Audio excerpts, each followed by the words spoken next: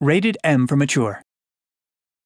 The following program originally aired live to a chat room audience and may not be suitable for all ages. The duration has been reduced for this on-demand archive. It contains mature content, explicit gaming coverage, and a girl. Good way to start off the show. Talking about dog poop. No, I'm glad that no one thinks the house anymore. I mean, technically, it's kind of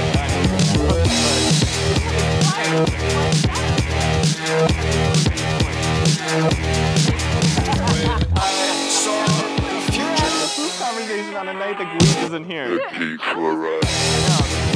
Hey, yeah! Welcome to the all-new game show. I am Jim. I will be hanging out with you guys in the Justin TV room. Tonight, we are talking a couple different games, one of which will be Resistance 3. Nikole Z. The other one will be Dead Island. There's no number for that, so Dead Island. I will also be monitoring the Twitters. You can tweet us at the Game Show TV, and I will also have a all-new Z-list. Oh my God, we agreed not to do that ever again. So if you want to participate, it is a stream.tv/the Z-list. And we are down Gweedz tonight. He was off on some special super secret work shoot. He didn't have the truth is, he didn't have a purple shirt, so we didn't let him in. No purple shirt, no show. Colin's got one. Genevieve, makeup artist in the back's got one. You have one, I assume. Yeah, you at home. And if you don't, change right now into a purple shirt. Take your shirt off. Take it off. Slower. Slower. Stop. Keep going. All right, let's do a little combo. Some quick hits of news you may have missed from this past week. Get out of here, Batman. Starting with, the End Time Games goal is profits, not profits. Left Behind Games, you can like them on Facebook and you'll get a free game from them. They claim that poor reviews of their games were due to a liberal conspiracy, I'm guessing. And if there's any group that struggles with oppressions, it's white Christians. They claim that their games are great for kids, the timeless message of acceptance, which is believe in Jesus or you get left behind. They're terrible games. But you know what? Go ahead and like them on Facebook and find out for yourself. You can unlike them quickly afterwards, but just like and just make sure it's not for you. Yeah, you don't want to lie because then you are going to be left behind. And then and that means you'll go to hell. Yeah. It's just a nicer way of saying you're going to hell. So. I got approached by someone on the street today telling me that if I thought any dirty thoughts or lied at all, I would be going to hell. So but you already. I know where I'm going. You already knew. Yep, guys, this is not the MMO you were looking for. I'm of course talking about Star Wars: The Old Republic. So as you know, September will have beta weekends for people who want to help beta test Star Wars: The Old Republic. That's great. It was a big talking point of their PAX Prime panel, which is where I was last episode. Oh, bad news. This week's beta tests are canceled. What? Yeah, oops. The community manager said that he can't guarantee that there'll be further beta tests this month. And, which is bad news, he didn't say there wouldn't be, but the fact that he had to say he couldn't guarantee is bad news bears. And about a week ago, they said that the release date, which hasn't been announced yet, is dependent on the success of the beta, the currently non-existent beta. So I just wanted to point out that if you are looking forward to Star Wars Republic coming out this year, my honest opinion, it's not going to come out this year. We already kind of know that. But they keep saying, holla 2011, holla 2011, and I just don't think it's going to happen. I don't want to get your hopes up. Guild Wars 2 looks awesome, so you had that to look forward to. And Mr. Girls, I'm sorry. You jam a sweet song for Ezio. There is a contest running to hear your voice in the Assassin's Creed Revelations theme. Nikole, you've got a very beautiful voice. You should be entering in this. You Jam, which is a new studio app to record music regardless of your musical abilities or lack thereof. You can use this to record a harmonious track. They don't want lyrics. They don't want to hear your take on Ezio and stabbing people in the throat. No lyrics. But the more likes that you get on Facebook for your harmonizations, vocalizations, something like that, hum or make up words, I guess, or do it in Latin. Do it in Latin. Do it in Pig Latin. If you get enough... Crash test dummies. Okay. Once there was a assassin. Wait, we're doing lyrics. Shit. Regardless, the 20 entries that get the most likes on Facebook will enter this contest. One of the judges is Hans Zimmer, big famous composer. The winner gets a recording session credit and $1,000, which seems kind of cheap. Oh, my turn. Okay, so Saints Row is going to be getting a lot of content. Just so you guys know, THQ has made it very, very important to them that they have lots of downloadable content for all their games. And this didn't work out so well for MX for Say TV, which isn't going to be around anymore, I hate to break it to you. But they are going to commit to digital distribution for Saints Row the Third, which comes out on November 15th.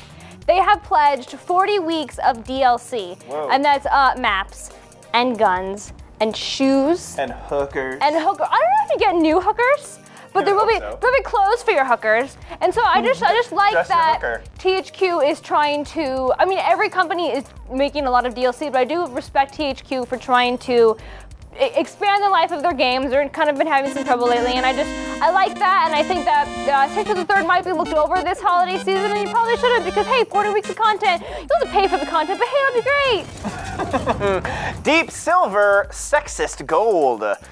There is a Dead Island. Do you like that? That was pretty good, right? Yeah. There's a Dead Island controversy. I'm sure you guys have heard of this. Steam released the dev build instead of a full regular consumer build. Xbox 360 dev build. Oh, really? On the PC. Oof. Now you can do some pretty funky things in this build. We've all seen the third-person animations where she's like, the camera pulls back and she's all running and her arms are crazy and she's kind of hunched over. Well, apparently there's also a skill that was buried in there called Feminist Whore. And it only shows up in the source code, so people aren't quite sure what that was for exactly, how you could get the Feminist Whore skill. But publisher Deep Silver had a statement, quote, "These unfortunate actions were one individual developer at company Techland and do not in any way represent the views of publishing company Deep Silver. Techland is investigating." I guess they'll know more later. It was a bad joke. I mean, all right, so Blizzard is gonna make it snow game. Do you get it? Like make it rain, but snow, because it's Blizzard. Okay, so Blizzard's is just snow. All right, so Blizzard's mantra is they're not going to release games until they're ready. And according to Activision, they're going to be ready 6 times from now until 2014. That means 6 games of Blizzard's are guaranteed to come out in the next few years, which is a big deal. That's a lot. Blizzard doesn't release anything. So we've got 2 StarCrafts, Heart of the Storm, Legend of the Void. Want to say it? We have 2 World of Warcrafts. Haven't been announced yet. I've done some research. I'm pretty sure one's about pandas, which is great that they're bringing the WoW series back to where all the gold comes from, China. So I think a World of Warcraft in China would be really great. did I get that wrong? No, I think you got it right. I didn't get that right. Basically, okay. Activision standing behind Blizzard going, fucking make more Diablo games. 3 and probably Titan. And here, Blizzard, stop spending so much time making so many games. Make one. Just make one. Make it good. And that's Combo.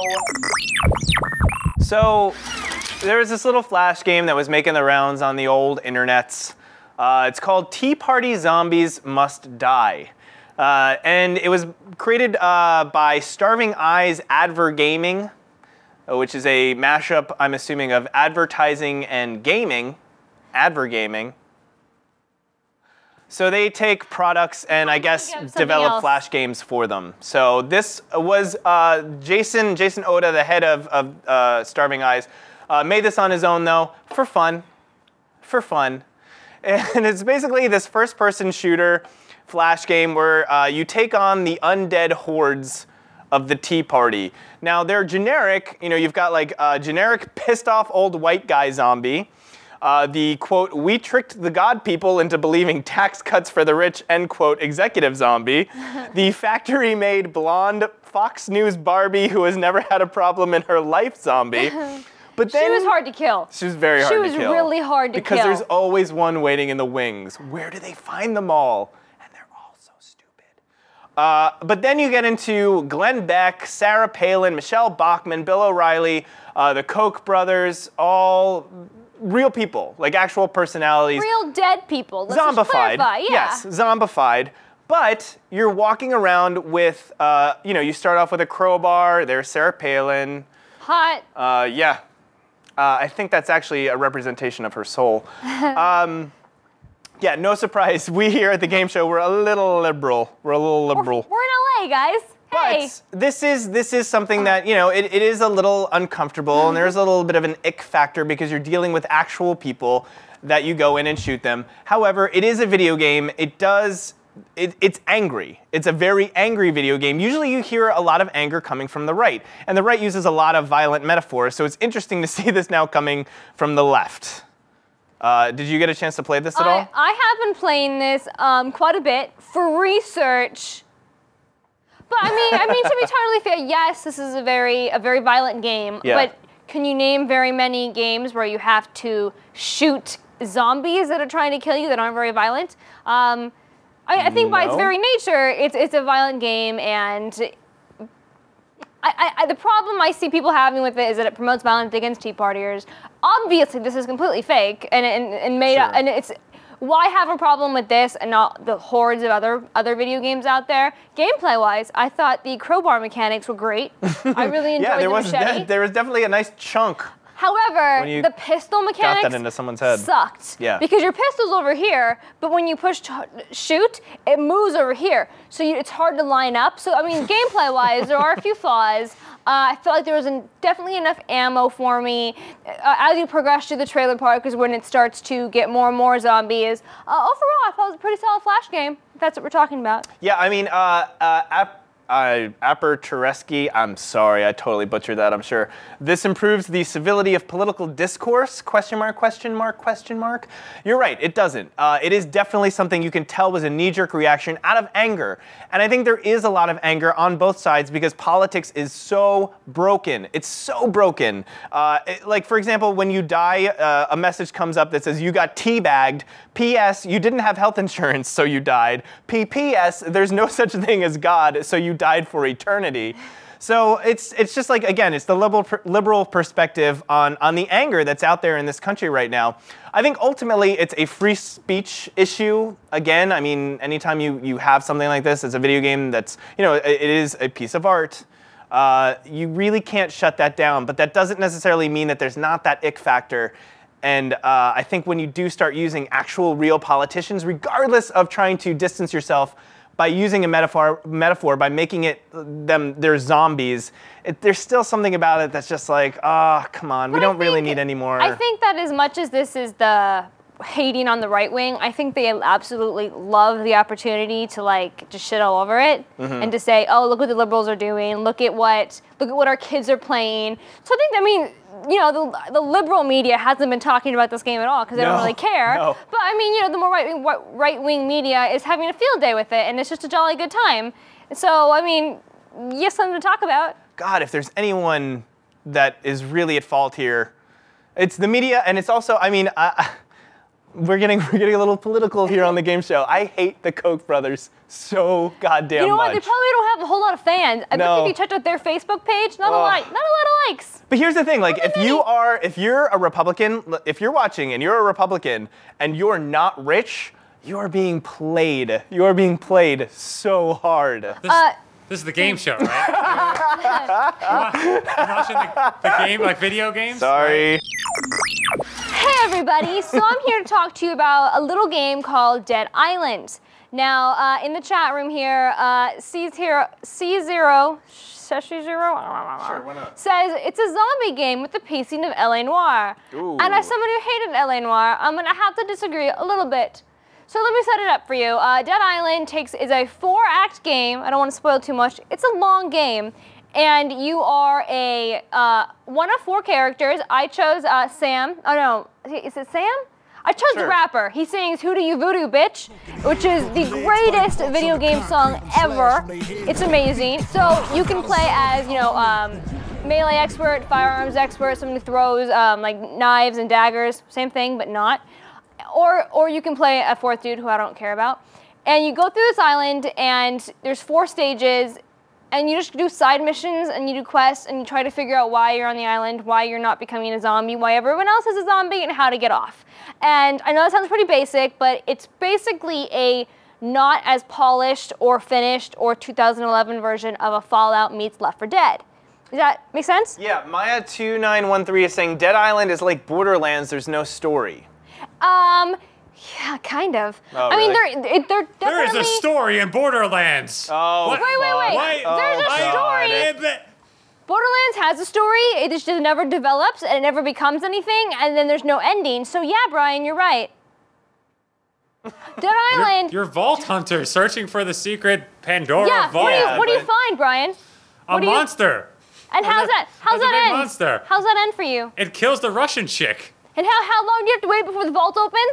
Like a little bit. Like as soon as you get there, it kills the Russian chick. 200 years. Oh, that too, yeah. But I don't know if that's really true, because like as soon as I got there, the vault opened and killed the Russian chick. I'm just saying, it had a story. Okay, well it didn't. And then and the Knots expansion. Oh my God, you're so obsessed with that game. He really likes that game. Borderlands 2 looks great. Dead Island has. I think the problem with Dead Island is that everybody saw that super cinematic trailer and they thought, wow, this game's gonna be deep, Sure. this game's gonna have a message, this game's gonna, make me get emotional, and it's not that. Do you run into that family at all? In the very beginning, it's the very beginning, so I'm not spoiling anything. You walk into the first room you enter has the parents lying on the ground, like holding hands, dead. And the windows. Oh, they're holding hands. Yeah, the window's not broken, the blinds are shut, and there's no trace of a zombie child, and there are no children in this game. There are a few characters that they say are children, but they're like 30-year-old women in bikinis with giant boobs in their face, and they're like, will you get my teddy bear? And like the quest is to go find their teddy bear. It's really weird. Wow.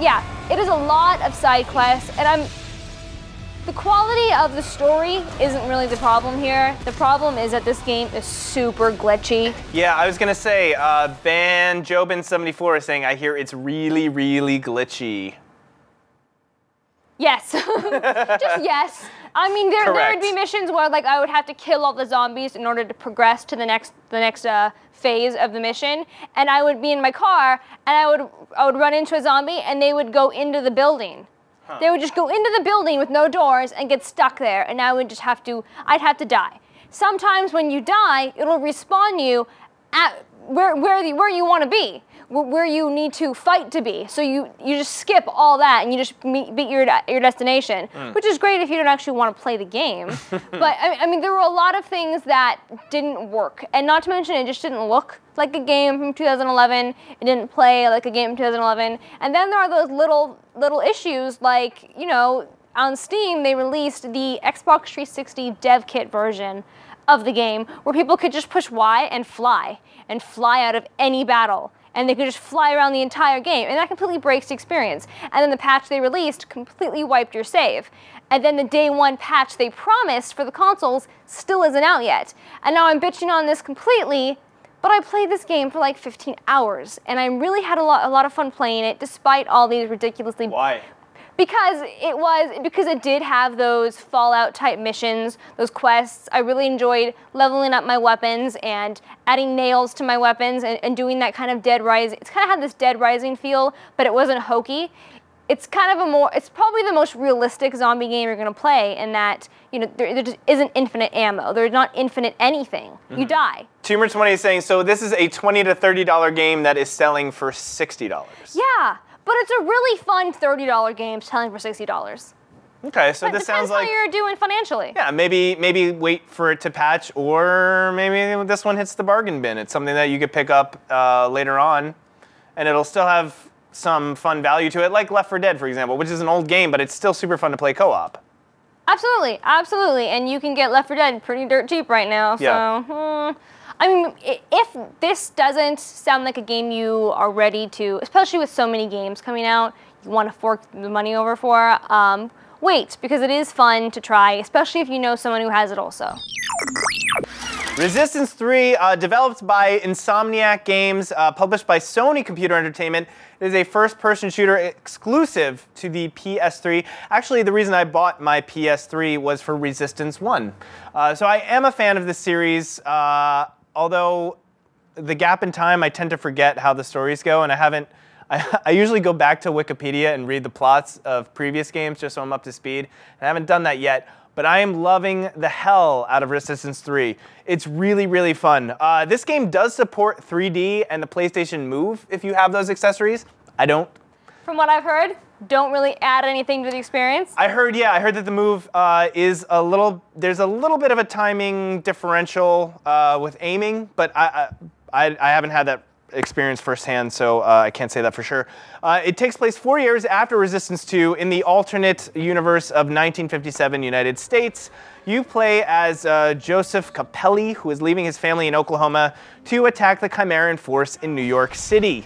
and you're accompanied by Dr. Malikov, who is a character from the other games, on this quest to just basically try and shut down this wormhole that opened at the end of Resistance 2, if I remember correctly. It's fun, it's dark. Somebody online, and I forget where I read this, but they compared it to The Road, Cormac McCarthy's post-apocalyptic, frightening as hell novel. But is this...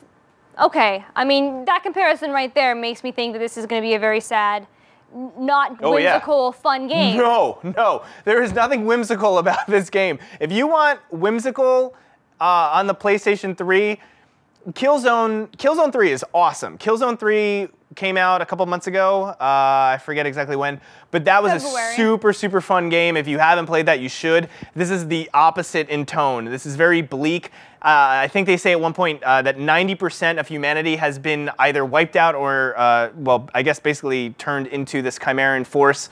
So you're constantly losing. Like every battle that you're in, while you're progressing through the game, you're constantly losing. And it's super bleak, it's super dark, but it's very personal, and there's something about that story that is very enticing, that makes you want to fight through it, and that does grip you in a way that is important, that it kind of bring you in the same way that the gameplay brings you in. So you have these two different elements that really make up for such a good game, and Resistance 3 just does it really well. Okay, what is the gameplay like? I mean, is it just your typical first-person shooter, or? Well, I mean, they tried to, I believe that they listened to a lot of feedback for Resistance 2. Which when wasn't they made as popular as Resistance 1, for sure. When they made Resistance 2, there was a lot of feedback from, all right, what are other shooter games doing? Let's try and incorporate that into the Resistance franchise, whereas 3 is a return to 1, where it's like, you know what, fuck it, we have this game, we know what we're doing it well. Let's make this Insomniac. One of these things is health packs. You don't see health packs in an FPS anymore. And on the one hand, I hate it, because it's usually all I'm focused on in a fight is like, who is gonna drop that next health pack for me? And on the other hand, it's great because it makes me a little bit more cautious, like I would be if I were in an actual firefight with aliens. Okay, so again, it's just like bringing you into the world, and it's just like, I have to be really careful about my choices in this game as far as like, you know, staying behind cover. The thing that they do really well are the guns. The guns in this game That was going to be my next question. Awesome. Because Insomniac always makes, especially with Ratchet and Clank, they make ridiculously amazing, creative weapons. Yes. I mean, this is such a dark game. Were the weapons fun still? Oh my god. We're looking at the Auger right now, which is a gun that's been in the game that can shoot through walls. So when you pull up your scope, it shows you a little heat signature of your enemies. And yeah, you can just shoot them through walls, and it's fantastic. It has a secondary fire. All the guns have secondary fire, which is also a resistance thing. So yeah, it's really smart in terms of primary fire and secondary fire, and they really make you think about what kind of situation am I in, and what is going to be the best weapon to handle these enemies. It's so smart. Did you try multiplayer out at all? You told me to try it, and I didn't. Because what I heard about multiplayer is that it's kind of like, no, correct me if I'm wrong, chat round, but this is what I've heard from friends of mine who've played Resistance 3, is that it's kind of like Uncharted 2 or Bioshock 2, whereas it's complementary to the single player, but this is in no way a selling point for the game. Mm-hmm. You're buying this game for single player. I don't think multiplayer is where you judge this game. No. It's so the single player, because the story is so good. My final thoughts, it's just like, it's a solid shooter. Sometimes I would prefer the craziness and the color and the bravado of a Killzone, but I really love the stark, bleak. Because that's why we like post-apocalyptic shit. Like, sometimes your brain wants to go there, and it's just like, what would I do? How would this feel? And this captures what I imagine that would be like. That doesn't sound like a feeling I would like to have. No, but it's a vicarious thing where it's just like, you don't want to experience that in real life. So, you know what? If I can turn on a PlayStation and live through it that way, great. Now I've got my fill of that fear that is in the back of my head. It's in the back of my head. That's actually my biggest fear is a post-apocalyptic world. 5, 4, 3, 2,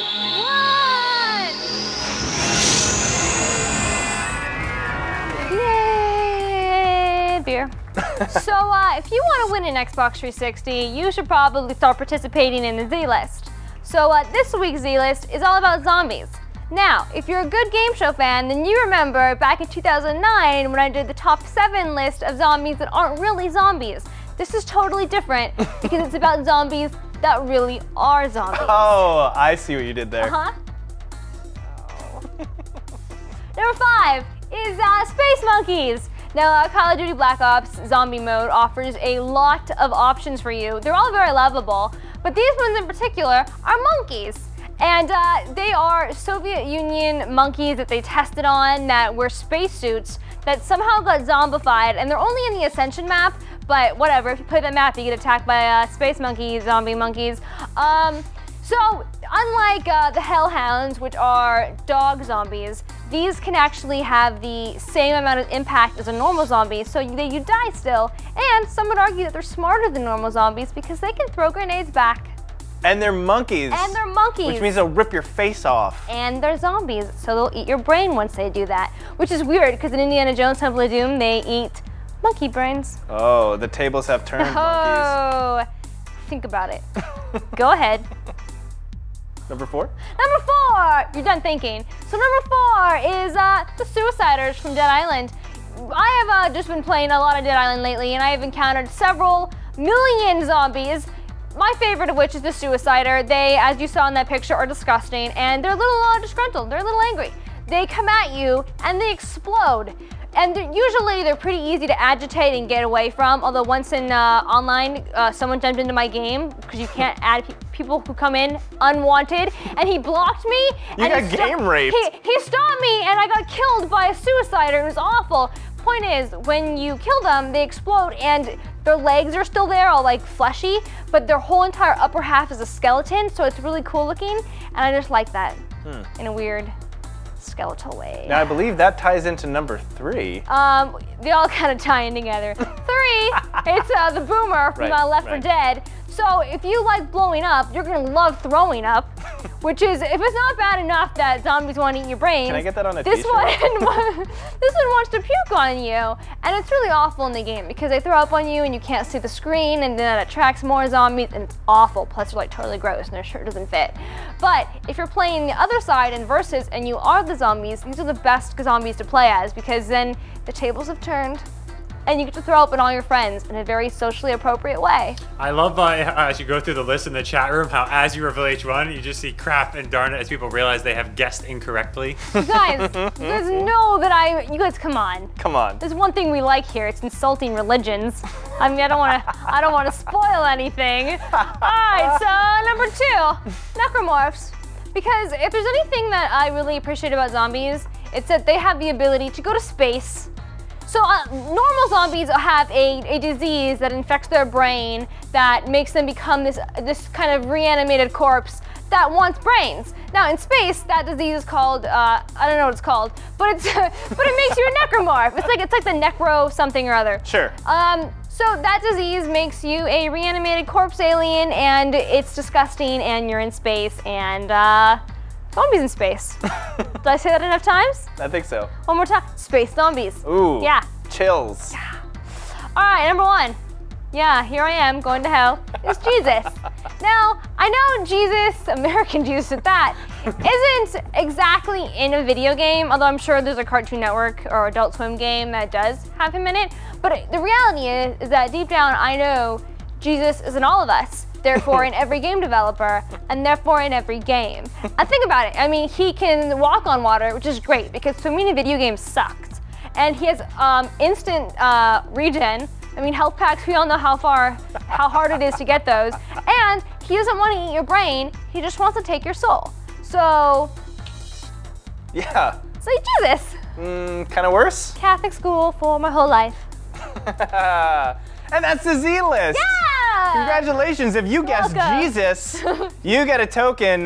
We will be having a Stream.tv store. You can use tokens towards items in the store. There will be special promotional items that you can only get with tokens. Wait, is this real? Yeah, no, for reals.